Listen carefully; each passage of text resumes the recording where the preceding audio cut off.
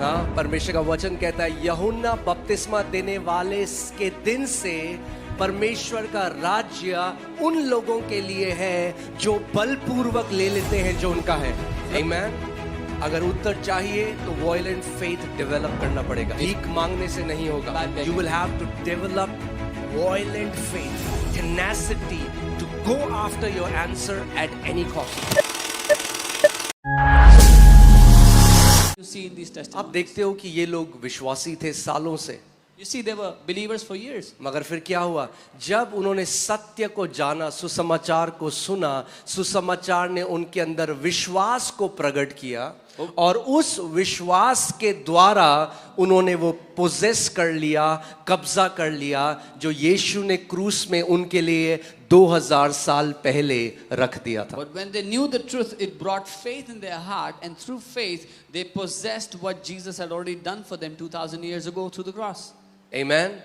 So आज का जो वचन है वो ईसाइयों के लिए नहीं है, वो उनके लिए है जो धधकती हुई आग बनना चाहते हैं परमेश्वर के राज्य में। So today's word is not for religious Christians, it's for those who want to be fiery flames for the kingdom. Amen. Amen. कल भी अगर आप यहाँ थे तो हमने सीखा प्रभु यीशु मसीह ने क्या कहा। If you were here yesterday, we learned what the Lord Jesus said. That repent for the kingdom of God is at hand. He didn't say repent for Christianity is at hand. He said repent for the kingdom of God is at hand. उसने कहा मन फिराओ क्योंकि परमेश्वर का राज्य निकट है। उसने ये नहीं कहा ईसाई धर्म निकट है, उसने कहा परमेश्वर का राज्य निकट है। और फिर उसने कहा the kingdom of God is not in talking but it is in power. और फिर उसने कहा परमेश्वर का राज्य बातों में नहीं है लेकिन सामर्थ्य के प्रकटीकरण में है। Amen. तो अगर सामर्थ्य को नहीं चख रहे सालों से तो आप ईसाईयत में हो, परमेश्वर के राज्य में नहीं। So if you have not tasted the power of God, you are in the religion of Christianity, not in the kingdom. क्योंकि परमेश्वर का राज्य बातें नहीं वरन सामर्थ है। Because the kingdom of God is not mere talk, but it is the power of the living God. Amen. Hallelujah. और परमेश्वर God wants to raise vessels of honor. परमेश्वर आदर के बर्तन उठा के खड़ा करना चाहता है। Vessels of power. सामर्थ्य और उसके बारे में आज हम सीखेंगे। ओके। सो जो लेवल आपकी भूख का है उस लेवल का उंडेला जाएगा आज। The level of hunger you possess, that is the level of outpouring you will receive today. Amen. That's why our desire should be, Lord, increase my capacity. इसलिए हमारी चाहत होना चाहिए प्रभु मेरी क्षमता को बढ़ा दो। ओके। सो सबसे पहले हमने कल कुछ देखा था और फिर से हम उस पे जाएंगे। We had seen something yesterday. We'll हमने go back प्रार्थना to के बारे में कल सीखा और ये पूरा जो महीना है ये प्रार्थना और उपवास का महीना है। We learned about prayer yesterday, and this entire month is for prayer and fasting. और हम लोगों को प्रार्थना करने वाले लोग बनना है। And we have to become the people who pray, the people of prayer. Prayer should not be an event in our life. हमारे जीवन में प्रार्थना एक घटना नहीं होनी चाहिए। It is not in prayer meetings that we pray. प्रार्थना सभाओं में हम प्रार्थना नहीं करते सिर्फ। Prayer should be our lifestyle. प्रार्थना हमारी जीवन शैली होना चाहिए। अगर एक मसीह के जीवन छुपा हुआ जीवन, मैं सीक्रेट लाइफ कह रहा हूं, अगर उसका सीक्रेट जो जीवन है वो प्रार्थना का जीवन नहीं है तो वो एक ऐसा पेड़ है जिसमें जड़ नहीं है। If the hidden life of a believer is not one of prayer, if they don't have a hidden prayer life, then their life is like a tree without roots. और एक छोटी हवा चलती है And a little bit of wind, और वो पेड़ Bum, and the tree falls. फिर वो कहते हैं हवा की दिक्कत नहीं है भाई, हवा तो चलेगी। It's not the problem of the wind will blow. Don't blame the wind. आंधी को दोष मत Strengthen your roots. दो, अपनी जड़ों को मजबूत करो। I said don't blame the wind. मैंने कहा हवा को दोष मत दो, Strengthen your roots. अपनी जड़ों को मजबूत करो। Amen. यीशु ने कहा आंधियां भी आएंगी, तूफान भी आएंगे, मगर वो बुद्धिमान मनुष्य जिसने अपना घर चट्टान पे बनाया है उसका घर टूटने वाला नहीं है। Jesus said, wind will come, storms will come, but the wise man who has set his house on a rock will not be shaken. Amen. Hallelujah.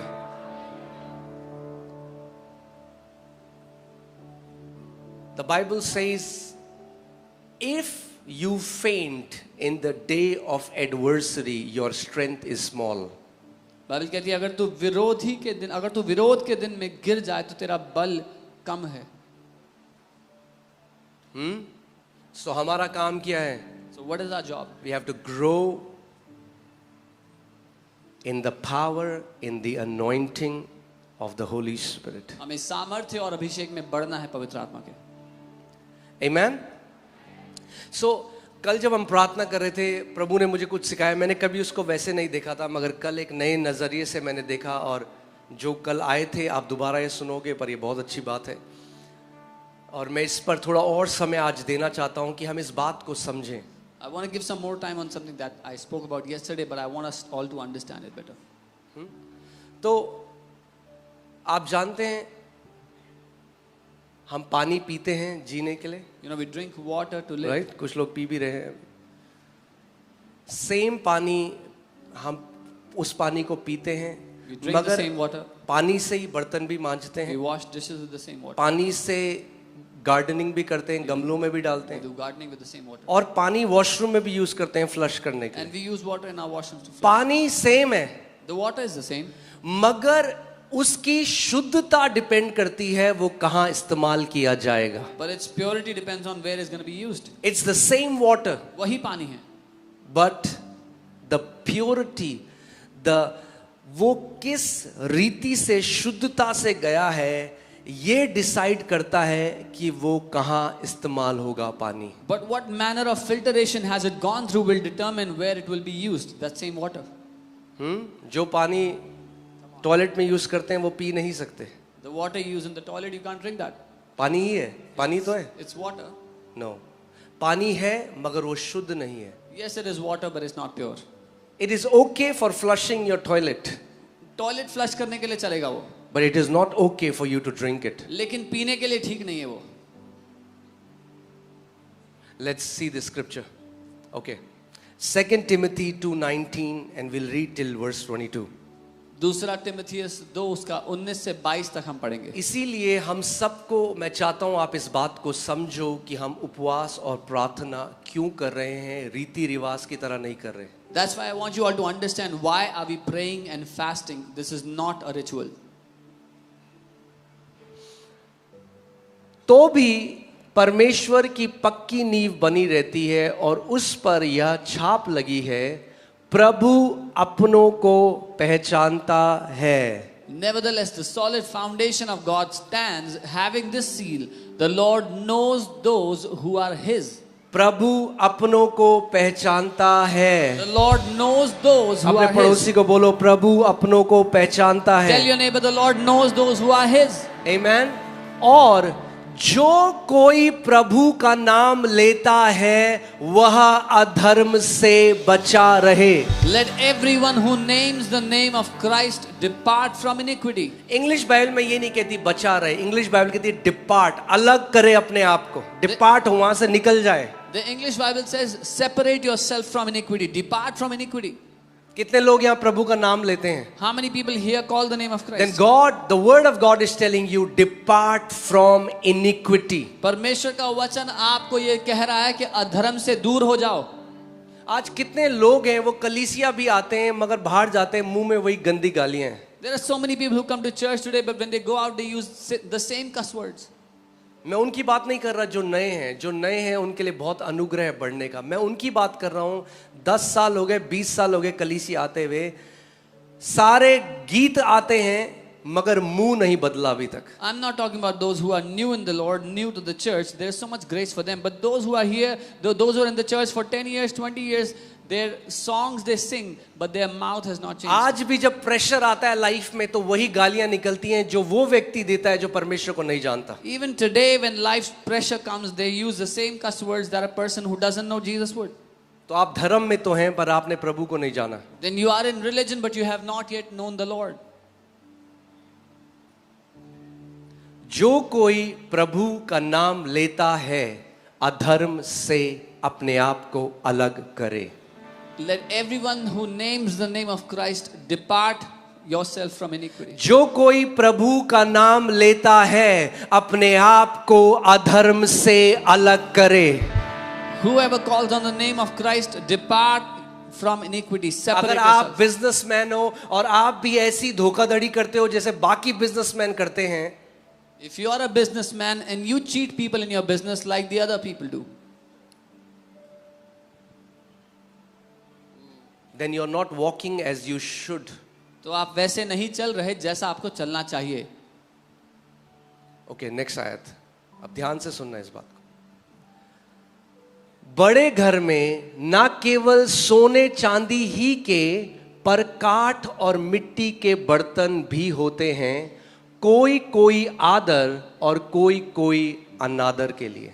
But in a great house there are not only vessels of gold and silver, but also of wood and clay, some for honor and some for dishonor.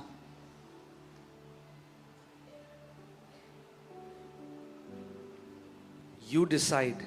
आप तय करोगे. आज आप तय करो कि मैं आदर का बर्तन बनूंगा या मैं निरादर का बर्तन बनूंगा. Today you decide whether you want to be a vessel of honor or a vessel of dishonor.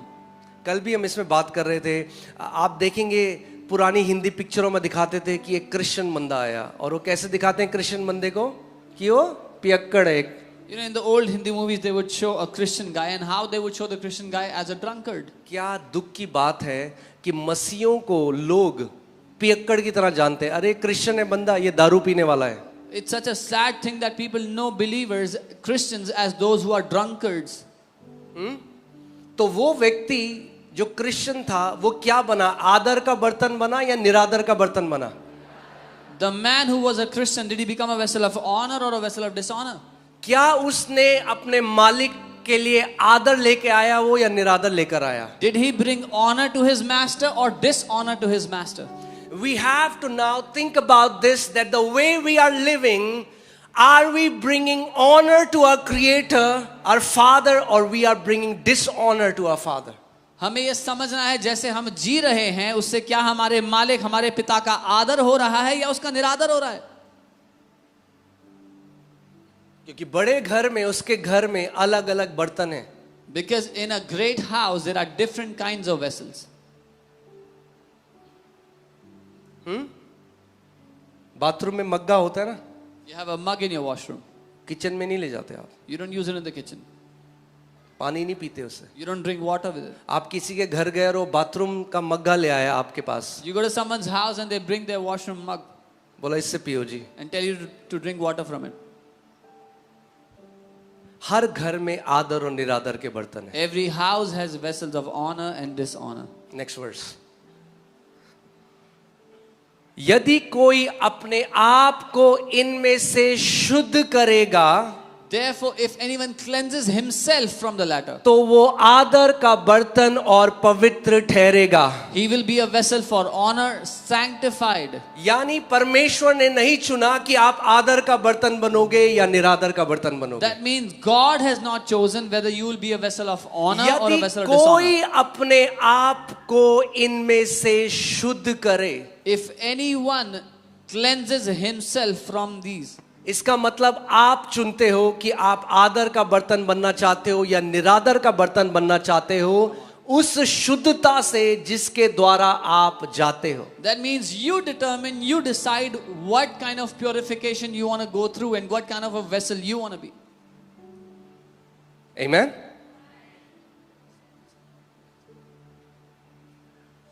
कैसा बर्तन बनना चाहते हो आप? What kind of a vessel do you want to be? Bible कह रही है तुम अपने आप को शुद्ध करो. The Bible is saying you cleanse yourself. आप जानते हैं पृथ्वी 70% वाटर है. You know the earth is 70% water. हाँ, 70% पानी है. जब गया मैंने थोड़ा सा इसके बारे में पढ़ा कि 70% में से कितना परसेंट पानी इंसान इस्तेमाल कर सकता है, वो है 0.025%. Out of the 70%, only 0.025% of water can be used for drinking. पानी तो पूरा है हर जगह. There's water everywhere. मगर जिस पानी को आप इस्तेमाल कर सकते हो, मैं पीने के लिए नहीं कह रहा, मैं हर चीज के लिए कह रहा हूँ, गार्डनिंग के लिए, कार धोने के लिए, जिस पानी को आप इस्तेमाल कर सकते हो वो 0.0 0.25% है। Not just drinking, but every kind of usable water out of the 70% is 0.025%. और ऐसे ही बर्तन तो बहुत हैं घर में, And मगर similarly- जिन बर्तनों का स्वामी इस्तेमाल कर सकता है वो बर्तन बहुत कम है। Similarly, there are many vessels in the master's house, but the vessels that the master can use are very few. कई लोग कह रहे हैं, oh god use me, Some people are saying, परमेश्वर मुझे इस्तेमाल करो, यूज मी। मुझे इस्तेमाल करो. प्रभु कह रहे हैं, मैं तो कब से तेरा इस्तेमाल करना चाहता हूं, पर अगर तू इस्तेमाल होना चाहता है अपने आप को उस शुद्धता की प्रक्रिया से ले जा कि ताकि तू शुद्ध हो जाए और एक आदर का बर्तन मेरी सेवा के लिए बने। The Lord is saying, I've been wanting to use you for such a long time, but if you want me to use you, go through the process of purification and sanctify yourself, separate yourself. जैसे मैंने आपको बताया, same पानी है, मगर जिस शुद्धता की प्रक्रिया से the filtration that the water has gone through decides what that water will be used for. I've told you it's the same water, but the process of filtration it goes through determines वो किस चीज के लिए इस्तेमाल किया जाएगा. आगे? No, put 21. Is it? No, what is 22? Okay, yeah. Put 22. Okay. Hindi में वो हटा ही दिया. Wow. Flee also youthful lust. जवानी की अभिलाषाओं से. Guys, you are भाग. displaying another scripture in Hindi.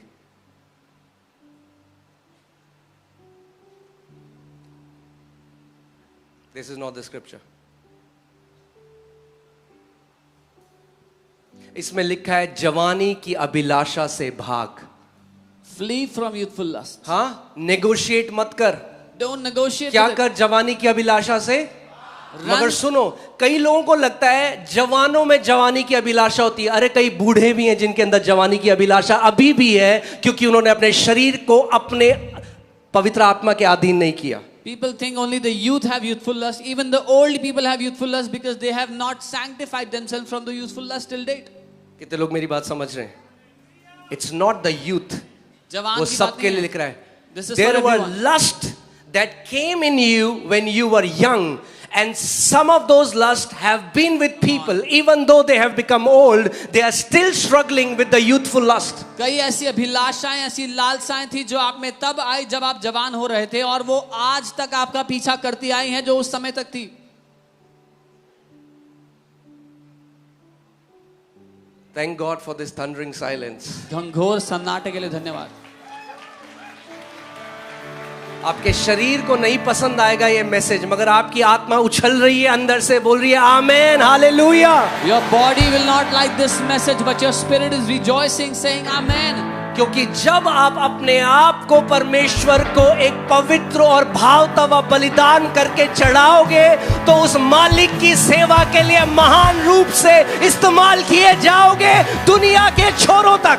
Because when you will offer your body as a living and acceptable sacrifice to the Lord, you will be used mightily till the ends of the earth.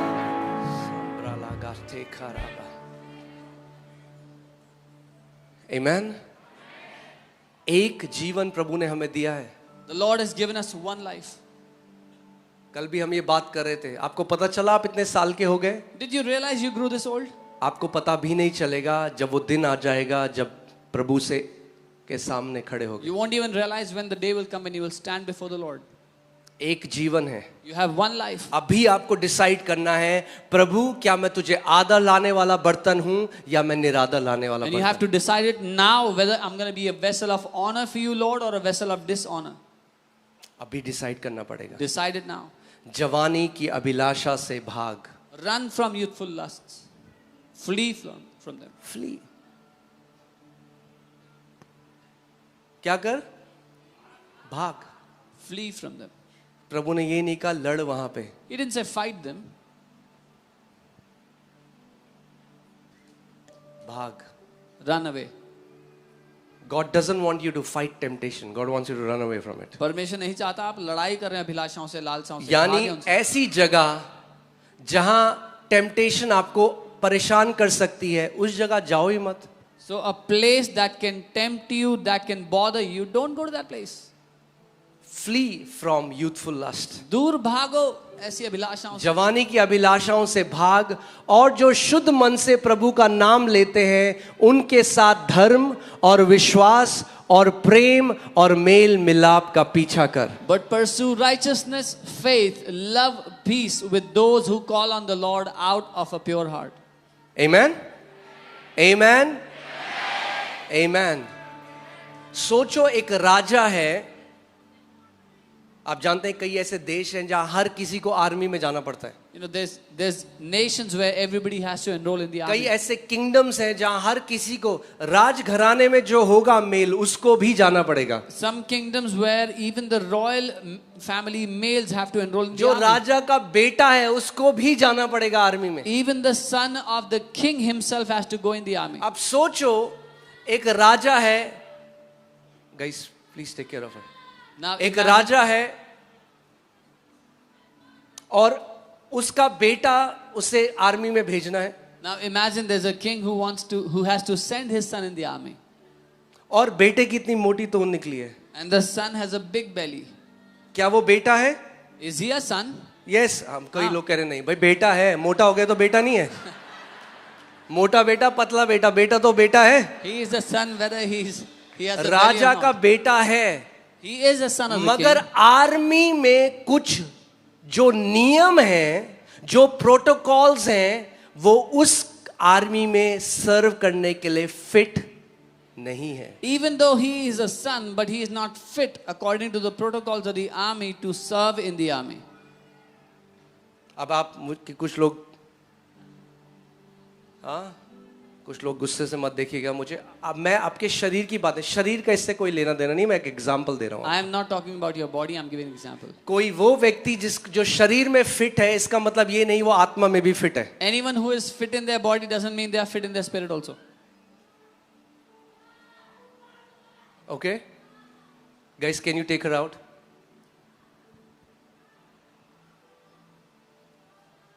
Okay? Guys, just pay attention here. शैतान नहीं चाहता आप ये वचन सुनो. The devil doesn't want you to hear this word, so pay attention. Amen? शैतान के लिए कोई जगह नहीं है अब. There's no place for the devil here. Amen? So, अगर चाहते हो कि मालिक के लिए इस्तेमाल किए जाओ और उसकी बड़ी महिमा करो, तो आपको फिट होना पड़ेगा सर्विस के लिए, सेवा के लिए. If you want to be used by the master and you want to be fit for his service, you have to become fit. केवल ये कह देना परमेश्वर मेरा पिता है काफी नहीं है, क्योंकि अंतर है sonship एंड सर्विस में. Just saying God is my father is not enough because there's a difference in sonship and serving. जिस दिन आपने यीशु को ग्रहण किया, आप परमेश्वर की संतान बन गए, मगर क्या आप सेवा के लिए फिट हो? The day you received Jesus, you became a child of God, but are you fit for service? ये आपको सोचना है. You have to think about this. So, if I can say it this way, अगर मैं ऐसे कहूँगा, grace makes you a child of God. अनुग्रह आपको परमेश्वर की संतान बना देता है. Grace makes you child of God. अनुग्रह आपको परमेश्वर की संतान बनाता है. But consecration makes you useful for God. लेकिन अपने आप को अलग करना परमेश्वर के लिए इस्तेमाल करने लायक बनाता है आपको. पौलुस कहता है मैं अपने शरीर को मारता और कूटता हूं और वश में लाता हूं, कहीं ऐसा ना हो कि दूसरों को सुसमाचार प्रचार करके मैं खुद डिस्क्वालीफाई हो जाऊं. Paul says, I discipline my body and bring it under my subjection, that it may not be so that after preaching to others, I myself may be disqualified. क्यों हम ये उपवास और प्रार्थना कर रहे हैं? Why are we fasting and praying? एक कमेंट मुझे आया, I got a comment. कह रहे आप 40 दिन का उपवास क्यों कर रहे हो? ये तो लेंट का समय नहीं है. He said, why are you fasting 40 days? This is not time for Lent. शरीर लेंट में ही दौड़ना है हमारे पास. We don't have the body just in Lent. इस शरीर को वश में लाने के लिए हम उपवास और प्रार्थना कर रहे हैं. We are fasting and praying to bring this body under our subjection. Amen? Amen. कि हम शरीर के कर्जदार नहीं कि शरीर के अनुसार उसकी वासनाओं में चलेंगे। हम आत्मा के अधीन किए हुए लोग हैं, हम आत्मा के अनुसार चलेंगे। We are not debtors to our flesh that we will walk according to the lust of our flesh under his subjection. We are the people of the Spirit. We will walk according to his Spirit. Amen. Hallelujah. मगर आप जानते हो कई लोग पाप से लड़ रहे हैं कई साल तक, You know, many people are fighting sin for years, और कई लोगों ने गिव अप कर दिया। and many of them have given एक up. एडिक्शन सालों लग गए, वही एडिक्शन छूटा नहीं। From years they were fighting an addiction, they could not come out.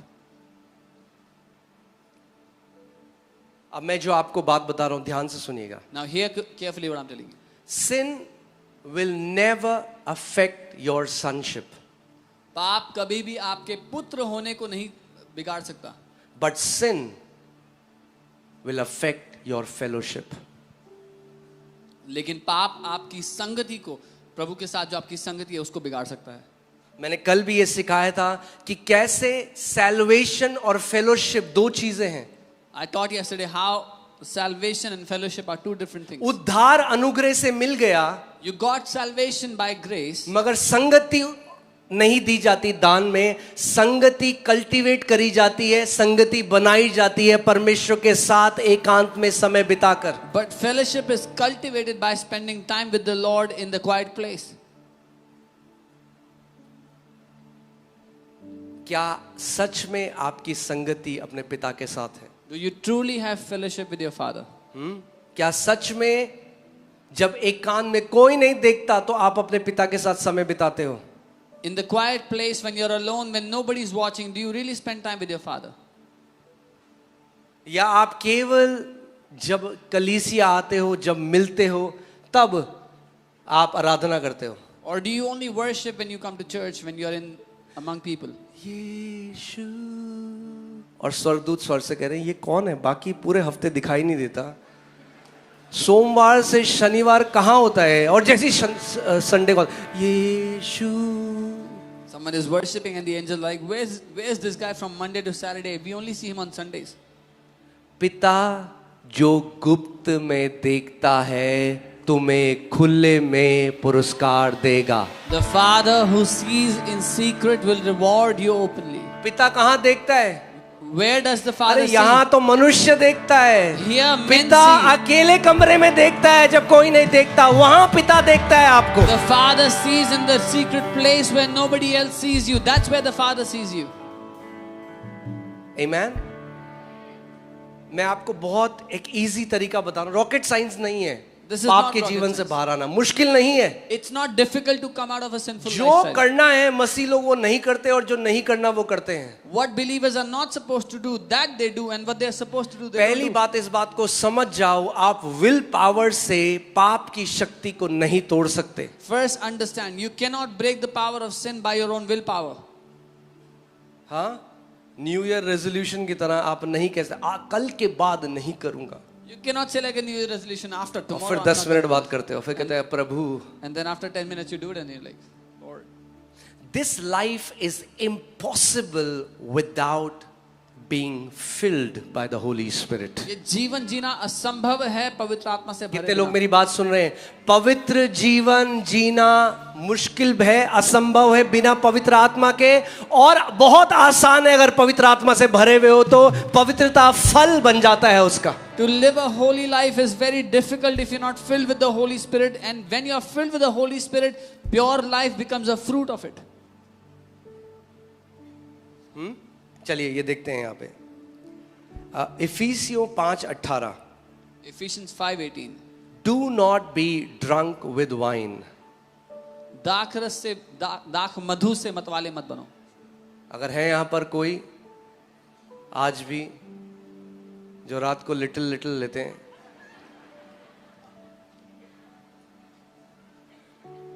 मन फिराओ, Change your way, change the way you think, वरना अनादर का बर्तन बनोगे अनंत में। or you'll be a vessel of dishonor in eternity. यहूदा इस्करियोती जिसने यीशु को बेच दिया, यीशु ने कहा अच्छा होता ये मनुष्य कभी पैदा ही ना होता। Judas Iscariot, who sold Jesus, Jesus said it was better that he was never अगर born. किसी व्यक्ति की वजह से यीशु की नाम धराई होती है, अच्छा होता वो व्यक्ति कभी पैदा ही ना होता. If because of someone Jesus' name is criticized or ridiculed, it was better that person was never born.